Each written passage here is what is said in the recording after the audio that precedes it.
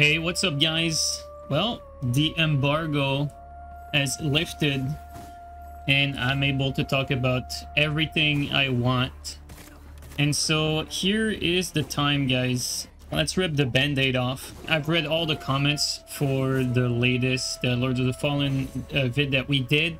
The one where we revealed that we worked with the dev to help them balance the PvP more specifically, but also help them playtest a lot of things in the game. Quite frankly, I think our biggest contribution, Steel and I, to the game was probably in the realm of bug testing, honestly, because we found and reported like plenty of things that needed fixing. So that's probably our biggest contribution here. When it comes to the balance, while we gave him plenty of balance feedback, most of it was not taken, although we did insist on some things. Like for instance, I insisted on reducing the roll distance. The roll distance was twice what it is in the game currently. It was even longer than that. It was so fast that you would pretty much outpace sprinting by 2 to 1 just by spamming roll. So I was very insistent on reducing that. I would have wanted the roll, for instance, to be reduced even further. But as to why the devs didn't do that, well, you have to keep in mind that we're not the only one giving feedback. And at some point during some of the playtests, there was conflicting feedback with some of the people who played the game, who actually wanted the rolls to be to travel a larger distance. So basically our opinion was competing with some of the redditors that are out there. So if you want to know why the roll distance is the way it is now, well, it's because we insisted to reduce it. And why it's not even more than that, well, it's because there was conflicting feedback at the end of the day. So the decision to do this is completely up to the devs, obviously. And if you see like stuff like this, well, as much as we try to give as much feedback as possible, a decision has to be made by the team. So always keep that in mind in that regard. One big contribution that Steel made is Steel was the one who insisted the most on adding hyper armor into the game. It was something that the dev had already considered before, but ultimately they were not going to add hyper armor into the game, and Steel was very insistent on doing that for the bigger weapons. And I think that was a really good decision, because the bigger weapons were quite underpowered because you would just get stunned out of your attacks constantly. So those are probably the two things that are going to be the most felt by the players that we participated in. Other than that, like for instance, one of the major thing that I've heard in comments, people have not gotten their hands on the game, so they should try it first. But a lot of people feel like some of the attacks are too janky and stuff like that, that it feels floaty. These are some of the things I've been reading online. I can tell you that the movement itself, like when you move like that, yes, it can feel floaty, but the movement feels very responsive. So everything movement related in this game is actually pretty damn good, and you're gonna understand once you get your hands on the game. So the floatiness of the movement is actually a good thing, because it makes the character very, very responsive. And yes, the animation could look better itself, but you have to keep in mind, for the game to be responsive like that for the movement, it has to cut the animation short. And so that's kind of like the process that went into this. So by cutting the animation short, you make it so that the character responds instantly to the direction you're inputting. So that's one thing. Now, when it comes to the weapon, again, we gave a lot of feedback. Personally, I gave them an entire spreadsheet of recovery changes that I suggested for every single weapon class. I told them pretty much everything I would have told you guys if it was like a YouTube vid and a critique of the game. And then unfortunately though, my feedback was not taken for the recovery for all the weapons. And like I was suggesting basically, like, you know, speed up X weapons, slow down this, decrease the recovery for some things, stuff like that. Because like for instance, let me give you an example. Like, it feels a bit janky when you're hitting something to like be stuck in place like that for that long, for like, let's say, a running heavy attack. And some weapons are worse than others. So like stuff like this, there was a few things like this attack was a bit too slow. I felt it was not very usable, did not have enough forward momentum. Whereas you have some attacks like this where it feels much better. So it was a case-by-case basis, but I went through all the weapons and pretty much told them what I thought about it. After that, you know, it's up to them. Like, even though we participated in the balancing, we are not the ones to decide what stays in the game and what doesn't. So keep that in mind if you have like if you have some thoughts about the balance itself. Well, that was our involvement with the game, so we pretty much were there to give our input, but it was not guaranteed to be taken. Basically, they wanted us to prioritize things, so the things we insisted on, they implemented those changes. And then when it comes to PvP, because that's what you guys are here for, really, when it comes to PvP, you guys want to know like how is the PvP, how everything plays out and all that stuff. Well, the reason why I was brought to this project was to help them out with the PvP. Unfortunately, though, as soon as I got brought in there, I don't think they had realized that their PvP was kind of how should I put it? There is a problem with the way the connection works, like the peer-to-peer connection is handled in this game. The problem is that it is host based, and so everything happened on the host side, so it's not like your typical peer-to-peer from a From Software game. So because everything happened on the host side, the downside of this is that every hit needs to connect on the host screen, not on your screen, and your dodge need to be timed for the host screen, not on your screen. So that creates a whole bunch of issues that are multiplayer related, and that's also true for co-op. Everything that happens when you're doing co-op, it needs to happen on the host screen, even down to switching your weapon in your inventory. So therefore, there is a delay when using the menu when you are not in your own world, for instance. So that was pretty problematic, so much so actually that I suggested that the game should push multiplayer back, as I believe it is not in a ready state. And I actually was not the only one to share that thought. Some devs shared the same opinion as I did, same with Steel. But ultimately, for I think obvious reasons, they have already promoted it plenty. I think they were pretty much obligated to push the multiplayer out.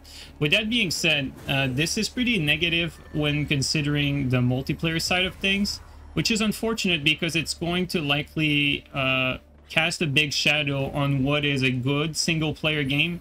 And so that's what I want you guys to take away from this vid, is that this is a single player game. Do not consider this to be a multiplayer focused game, because it is not.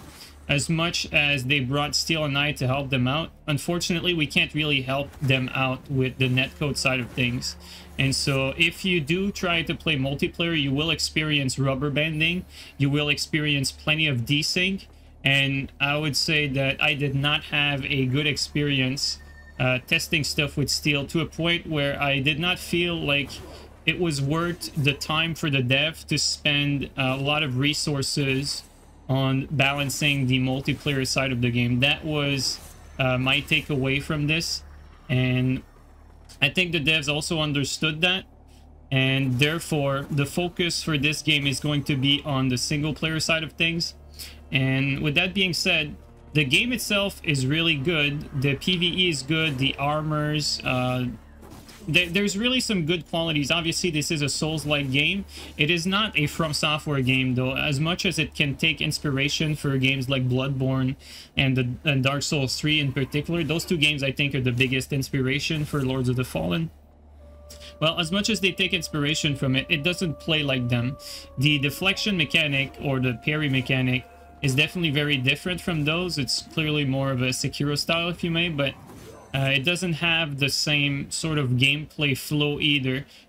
This game has a lot of speed to it when it comes to the forward momentum of certain enemy attacks, your sprint speed, the roll distance. A lot of things here have a lot of forward momentum and speed to it. And sometimes it can feel like the flow of the game varies greatly from what people expect from Souls game. So if you are expecting this to play like a From Software game, I think you're coming in with the wrong lens, because this definitely has its own identity in that regard. Now, it's going to be obviously up to personal preference, and I must be honest, there is definitely some jank in this game. Like here and there, there's always going to be like some stuff that feel janky. I don't know exactly the final release, what it's going to be like, but they did go through a lot of places and optimize the game greatly from what I've seen, because I went through a lot of builds. So like, for instance, the build that you guys are going to be getting your hands on, I have not played, so I don't really know how the balance for the bosses is going to be like, even for the final version, as the version I played the game through is actually completely different, like damage scaling wise, to the version you guys are gonna have your hands on. So I actually have no idea how the scaling of your weapon is going to play like for either the PvE or the PvP.